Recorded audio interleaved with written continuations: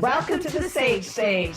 This episode's all about guilt. Yes, and the holidays, and specifically that emotional labor that comes with trying to do all the things that you think you're supposed to do. And we're going to unpack that and try and not do it ourselves. But until then, enjoy this episode. Cheers. Cheers. I didn't say goodbye. Oh my God. That's not the intro. You know, Jane, I don't know if you should keep adding blonde streaks to your hair. I actually was going to tell her to take out the blonde. I'm like, I don't think I want Oh, no, I love the blonde. Do you? I love the lightened bit. Because it adds some depth to because you have such a rich brown. Well, I would, if I go natural, it's going to be quite dark. So, yeah, it's funny how our natural hair color changes. Well, my natural hair color, because I was thinking, ooh, maybe I'll let the gray come in, because I think that's pretty funky. But some people have beautiful gray. Right. But my natural hair color is now not the tawny brown it used to be that would have natural highlights in the summer. It's now fucking dead ass brown. It's not even a nice mahogany. It's just like, it's like dingy wood that's been sat out in the sun, dried up, dead brown with some gray coming in. So I'm going to stick with the red. Yep. No, until, because I don't have a lot coming in. It's just, I love how, you know, a lot of people probably don't even see us. They're listening in their cars, but I'm showing my gray at my temples. But, mine's really ashy gray now too. It's like really, it looks like that. It looks like it's been a piece of old furniture has been sat out in the side of the road and no one wanted to pick up because it was so sad. That's the color of my hair it's not pretty. No. So God bless the hairstylists. We do good work. Right. So I'm going to stay red until when I see a lot of gray coming in, and that might be like 10 years from now, but I have because I come in slow. My mom still has no gray hair. Oh, she can still pluck out a single gray hair. Really?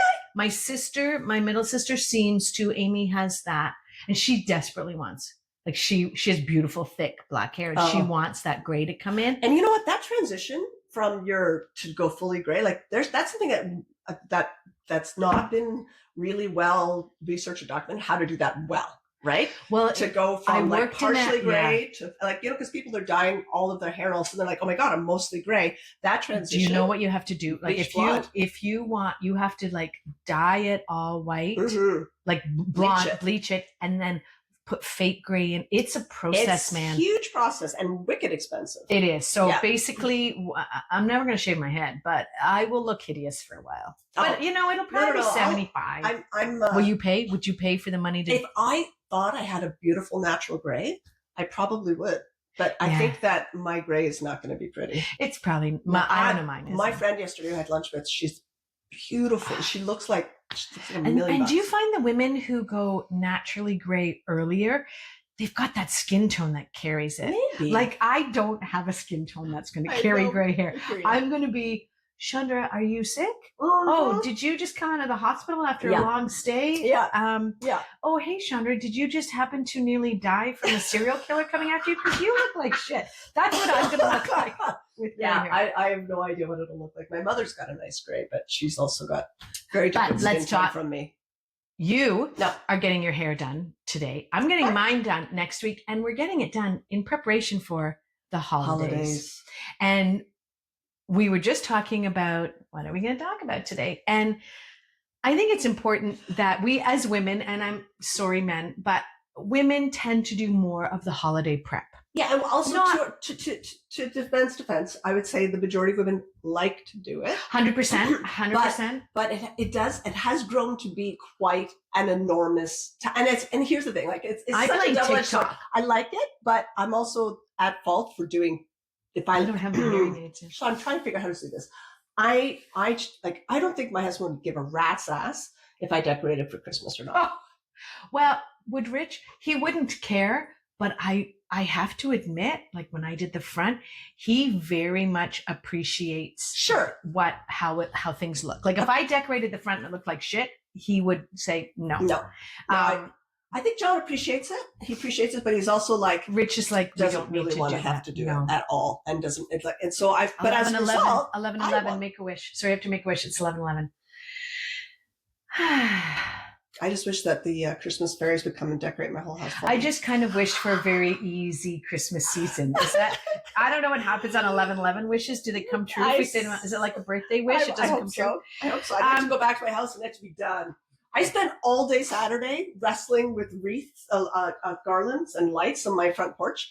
I think I must have sworn a blue streak about 5 times. Do you use fake? Yeah, because I need to, for me, it's like, I have this thing about killing live things for decorating. It just bums me out. And I get it. Like, it's beautiful. Do you have a fake tree? I do. Because I same thing. And I know, and you've got to do the real tree. And I totally did a real tree for many years. But here was the thing.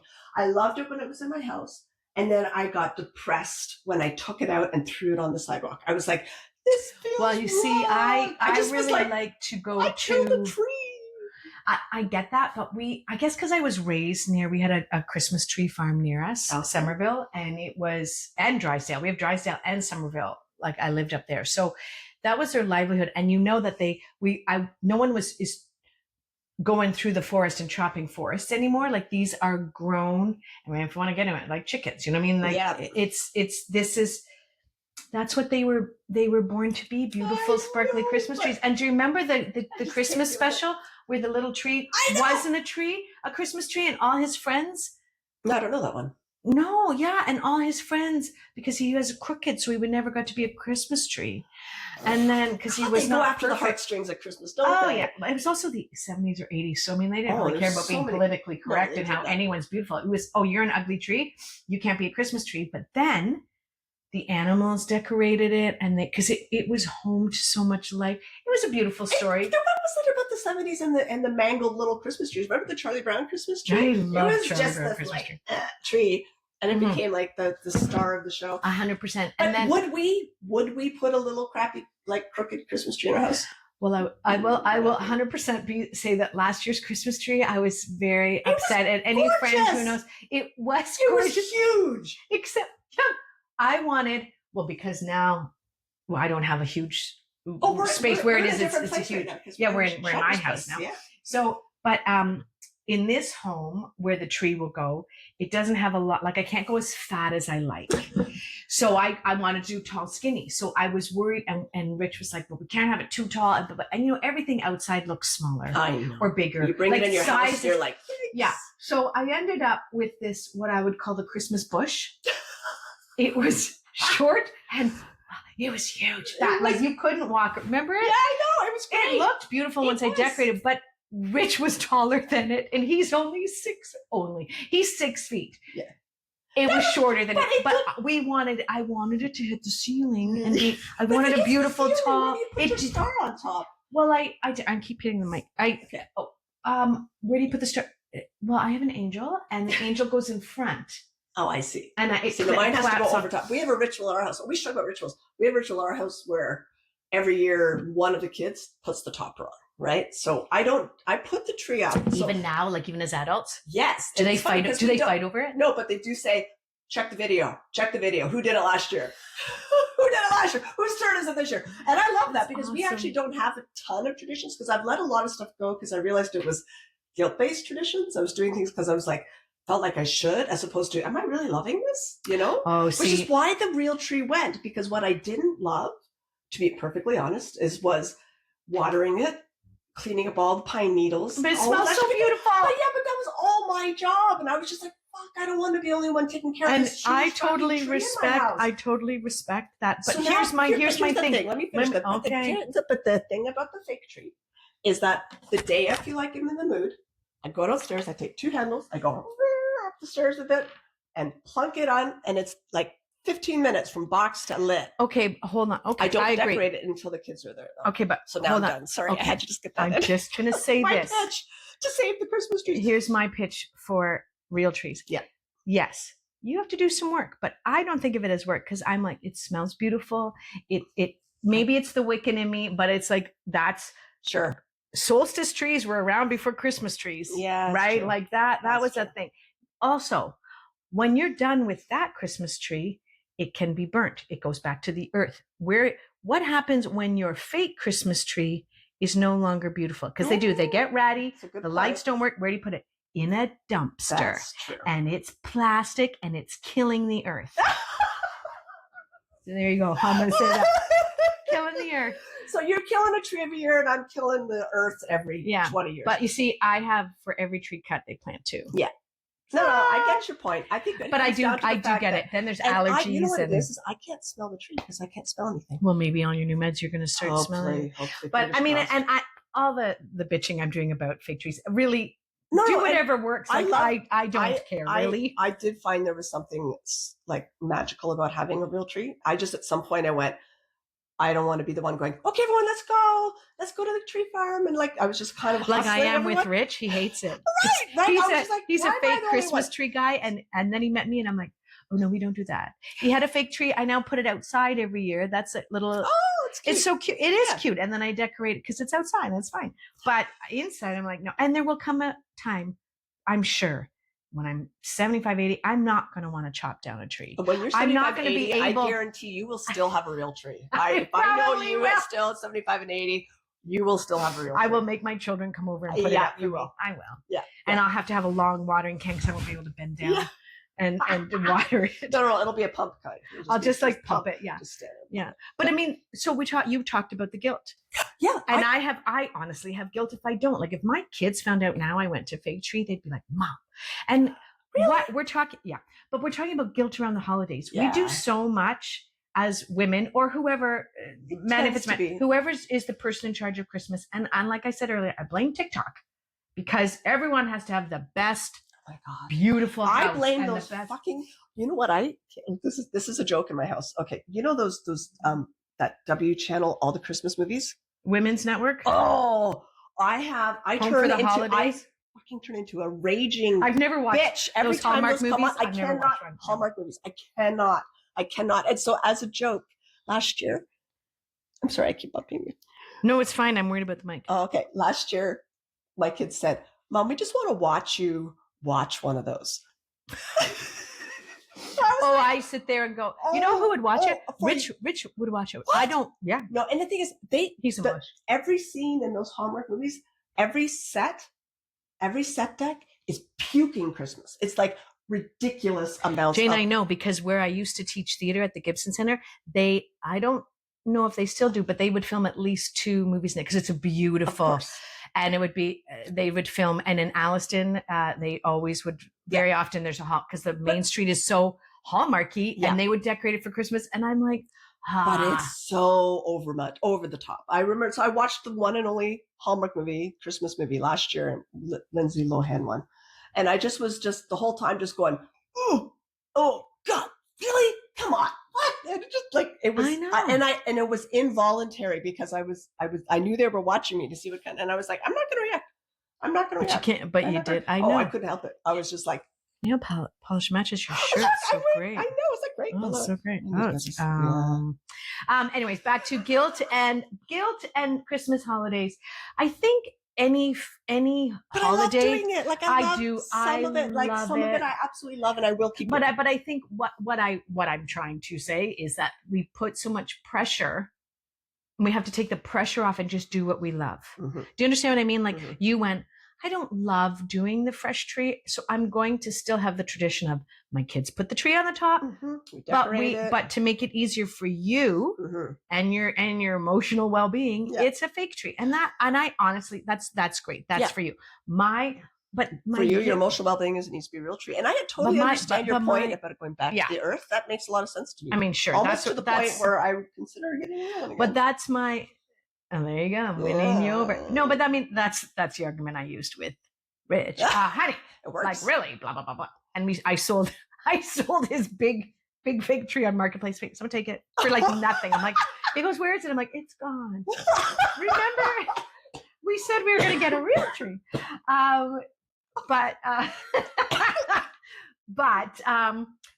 I will say, when it comes to Christmas, I'm a little bit of a maniac. Like it does, when I do the inside, it looks like it puked Christmas. No, it's not pukey. No, it's not. No. Meaning like Christmas, like there's sparkles and there's it's just everywhere. But now I have cats. Who knows what's going to happen? Oh my goodness, you got 2 cats. 2 kittens. They're starting to wake up. Yeah, it's probably from me cackling. Yeah, here I think that was from me cackling. Yeah. If I do it, you don't need to worry about that, do you?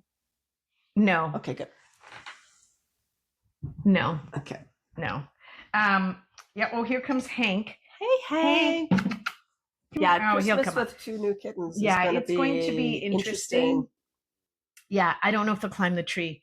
They Oh my haven't God, there's climbed their all those curtains. memes of cats in the middle of trees and just poking their heads out and like taking I it have down. a feeling. I mean, I always still to this day at the bottom of my tree are all my aunt did rug hooking, and she made beautiful rug hooking ornaments. Those go near the bottom. My nana from when I was a kid gave me like pressed paper ornaments of the Nutcracker suite because I was a ballerina. I did ballet, so those are always hung near the bottom of my tree. Because I had a cat before. He never climbed it, but he would sometimes bat a ball. Considering how much these cats have gotten into in the very few precious days that they've been here, I think you can anticipate that they're going to be all over your tree. They might be climbers. Well, it depends if they're climbers. I'm sure they're going to bat. Oh, they're going to bat whatever is hanging down for sure. Yes, for sure. But it's whether they climb up it. That's what I get scared about. Yeah. But I don't like so many. We put so much pressure on ourselves, like that if we don't do that. Like I had the guilt.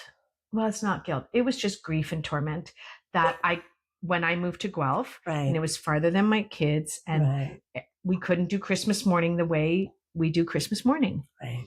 And that was huge for me. I would find that hard. It's you still have all the kids coming home, but when you guys haven't moved or the kids haven't started their own life with new partners, it becomes a thing. Mm-hmm. And that killed me. And we have to start making new traditions. Exactly. And that's, I think, the tricky part. I think what happened in our generation in particular, because, my parents are, in their mid to late 80s now, and they still have all their family traditions. And it's only just recently that we, as the children of them, and there's 5 of us, have all gone, hey, you know what? We kind of need to start creating our own traditions and not coming to you at Christmas. But there was and it wasn't like they said, you must come, but it was kind of like what everyone did. And you felt like if you didn't go, you'd be left out. Right. So we would always try and incorporate going to my parents either on Christmas Eve or Christmas Day.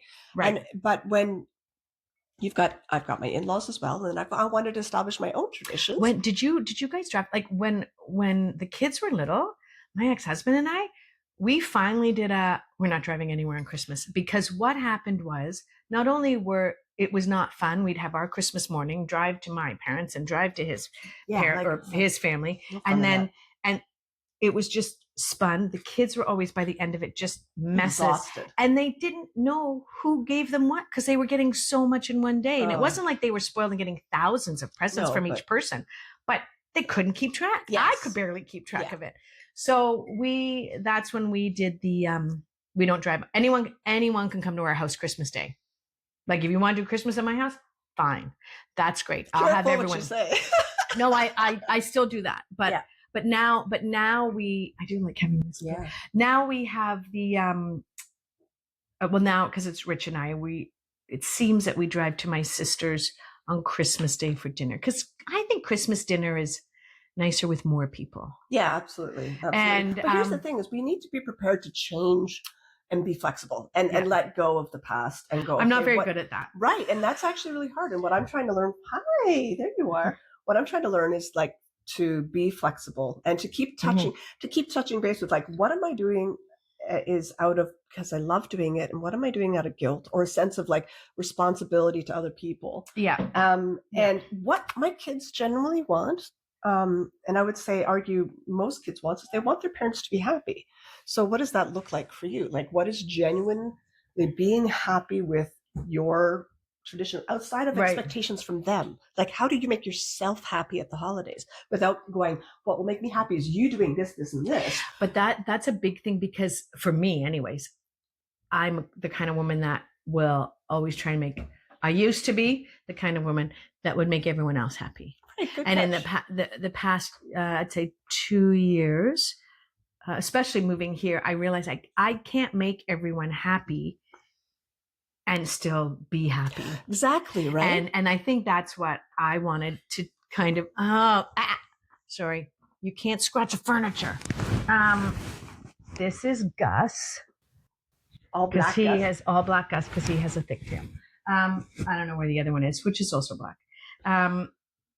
So you can't make yourself. I think we especially as moms, women, whatever, we we stretch ourselves so thin to keep traditions alive, to make our kids happy, to make our partners happy, to make our family, extended family happy. Make the cookies, make and the everybody, Christmas, whatever. but everybody's in the same boat. So, because it's not just you, your mom is doing it, your sisters are doing it, brothers are doing it. Like everyone is in their own. We have to make everyone else happy. That no one's happy, and they get together, and you're like, and you're exhausted. So what I'm really figuring out later in life here is that what the best thing I can do for my kids and for the tradition of the holidays and that is like feed myself first, right? Yeah. What do I want to do that make me happy? And maybe I'm not going to put down. Maybe I'm going to put out all the decorations, or maybe I'm going to put out a tenth of them. Maybe I'm going to do half of them. And if someone wants to help me, maybe we'll have a couple of glasses of wine and do that. Or maybe we'll what? I'll come and help you. Yeah. Christmas decorating is my favorite thing. I even said to Rich, because he goes, you are so fucking giddy. We can help each other.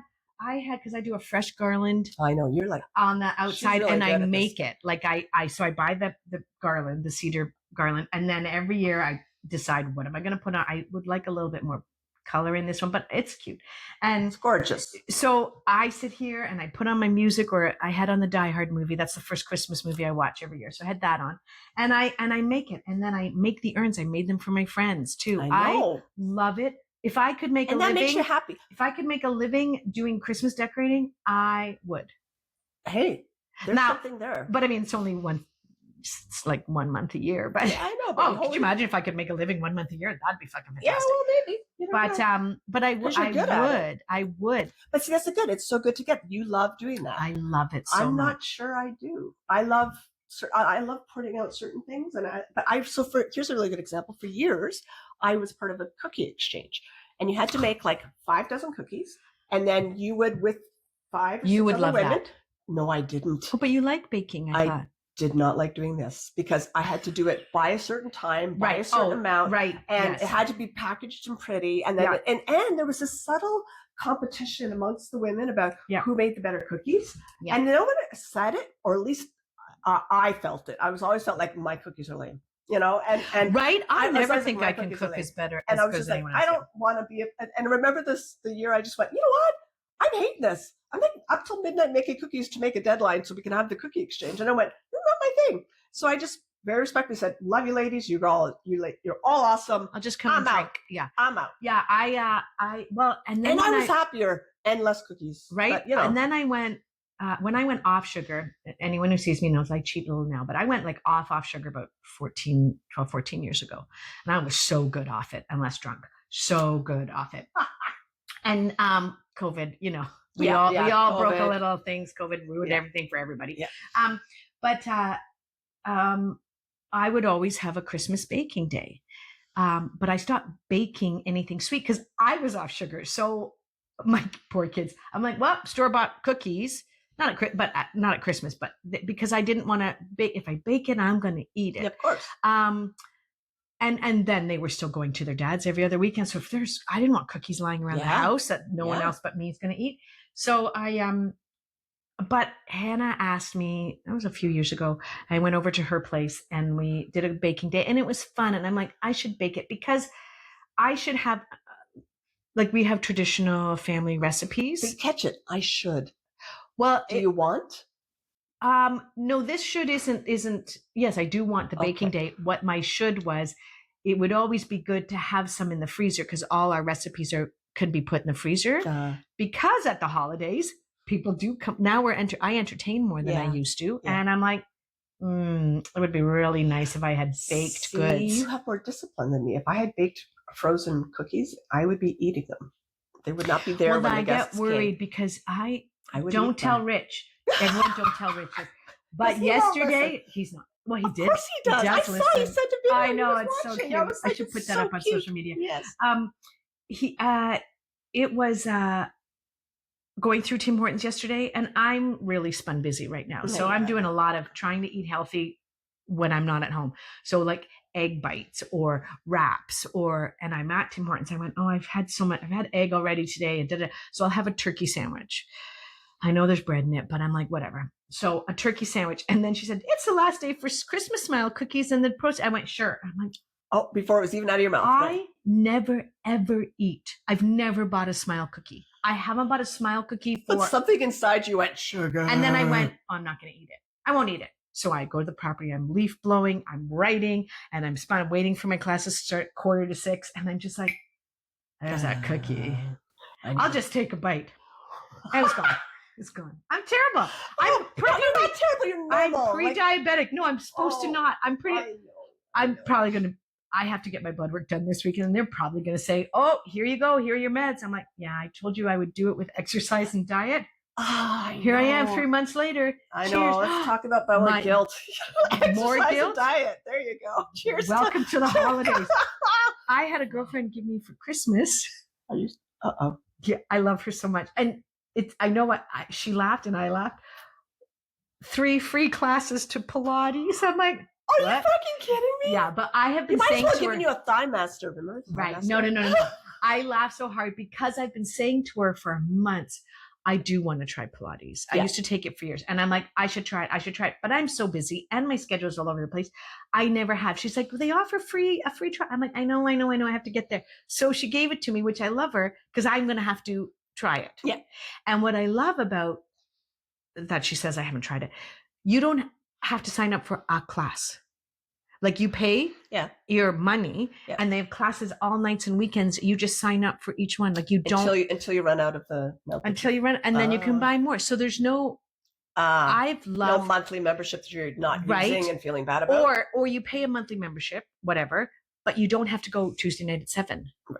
I'm not good at Tuesday night at 7. I'm not good at any not good at there's that, but I'm not good at a schedule because my life is so crazy. Chaotic, yeah. But I look at the schedule. I'm like, well, we're not going before though if Christmas. Your partner gave you 3 free Pilates classes? Oh, if my partner?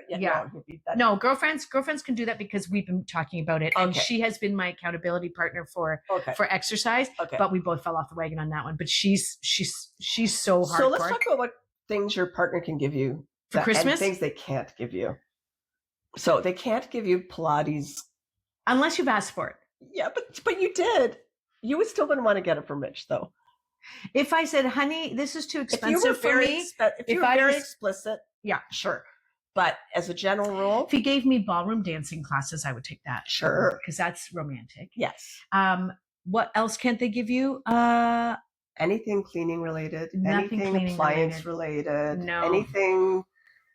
Except unless it's a toy appliance, like an air fryer that you really wanted, but you can't. Oh, no, I see. I still would be like, you got me that for Christmas? Yeah, you're right. I would do that too. I'd be like, but are we terrible? Unless it included a year of you cooking for me in that air fryer, with that air fryer, then I'd be okay with it. Okay, how about cooking classes? No. But if it was together. Right, that's the thing. If you're giving me cooking classes, my response to that would be like, fuck you. Yeah, you're right. You're 100% right, bitch. Right. Maybe, but I'm like, unless I specifically had a particular cookie. Oh my God, I'm digging myself a hole so deep right now. John, are you listening to this? This is now. Tell John what he should get you for Christmas. I have no idea. Right? That's the thing. We know what not to get us.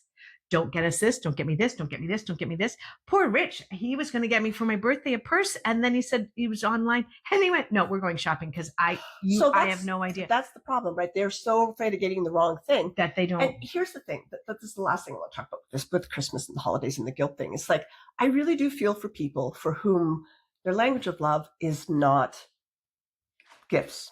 Like gifts is one of the 5 languages of love. It's gift giving, right? And for people for whom that is their number one. They love Christmas, anything. Right? I do love Christmas. But that's not my number number one. For people for whom it's their last, like John, like my 2 eldest boys, they're not into gift Rich giving. Is not a gift giver. It's a chore. It's actually deeply uncomfortable for Do you know them. what I find? And I can't say what I got him. I'll tell you when I get off the camera what I got him for Christmas. I'm excited. Okay. But I find for someone who's not I'm like, what do you need? I don't do, or I do a memory, or I do an experience. That's what I'm about now. And then that's because especially at this age, like when you're younger, you're like, oh, you need a new power tool for the house. Yeah, or exactly. And boys love. I'm always like, guys, get them a leaf blower when they're in their 20s and they can't afford one. Do they actually like that? My ex-husband did. Yeah, he loved. I would always go to Canadian Tire and get him the next because he's building up his work shed, but right? That's also who he is, right? Yeah, and he's my eldest son wouldn't want me to. But Rich is he's like if he needs something he'll go get it. But I always try to put it in the frame of what would you not buy yourself? That's the thing I try to lead with is go, okay, yeah, there's certainly, of course, there's things you need. And as a mother, I'm going to help you with those things probably regardless, especially as my children are just that age where they're trying to establish themselves. But do you know what I hate? But I'd like to get that thing they wouldn't buy themselves. That makes them feel guilty because then my kids are like, Mom, we need money. And I'm like, I want you to unwrap a present. I mean, I'm going to spend the money. It's not about the money. But that's about you, isn't it? It is. It's about you. You want to see them unwrap a present. Just be like, here's an envelope of money. I know, but that's the thing. Like you have to kind of. So you know what I would do? I'm terrible. I would make it go box. All in $5 bills, roll it up, and then put them in a pair of socks. Put it in this. Put it in that. Maybe that's what I'll do. Oh my god! Because I like them to unwrap stuff. It's my holiday. There we go. There we go. It's all about me. I've decided. Fuck them. It's all about me. No more guilt. I'm gonna do what I want to do. Well, honestly, there's something in that. Like, it's actually great to actually get. This is what would make me happy. But if that thing that makes you happy has a script around other people, as long as you're clear and they're clear, and you can go, honey, it means so much to me for you to open something. Is that okay? Then, and if they're like, yeah, then great, go for it. But it's really good to get that for some of my kids. They're like, oh God, really? I know that gift buying is really brutal for them. So I'm like, you know what? I'm actually really fine at this point. Yeah, that's the thing. I love it's not gifts. It's not a trap, as my husband likes to say. It's a trap. Like, no, I'm genuinely okay. I personally don't need to open a lot. And I'm like that. As much as I'm like, I need them to open presents. I love Christmas. I love buying presents for people. I love it so fucking much. So you're one of those people for whom it's your language of love. To give, not to get. Yeah. To give. No, it's what I mean. Like the process of buying so the gift. Much. Yeah. I have I know people like that who are very much about that. Yeah. So but I don't have to. Everyone's like, what do you want? I'm like, I don't know. I know, right? I just want something. I always say, just don't tell me what you're buying me. I hate I like the surprise. Yeah. I like the romantic surprise of it. You know what I mean? It doesn't have to be romantic, but just give me the surprise. And as long as there's thought. Like if there's no thought, I would rather not. Give me a beautiful card. Birthdays, you have to get presents for. That's a different thing. That's a whole other topic. But I think basic. Are you eating something? Stop it. Sorry, the cat's eating something. He's eating your plant. He's going to die. No, I'm going to kill the cat. He's gonna so he's so cute. It's the same one. So I think what now he's going to eat the other microphone.